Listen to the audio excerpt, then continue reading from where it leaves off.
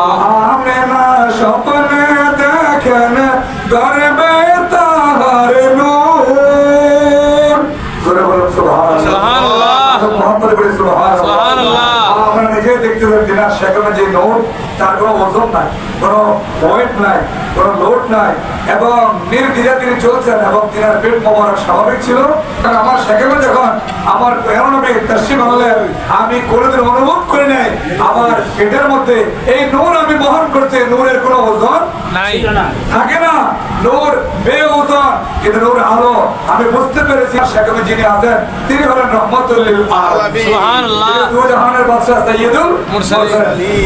আমেনা স্বপ্নে দেখেন গর্বে তাহার নূর, সেই নূরের নাম রাখিলাম মুহাম্মদ রাসূল। নবীজি আল্লাহ আল্লাহ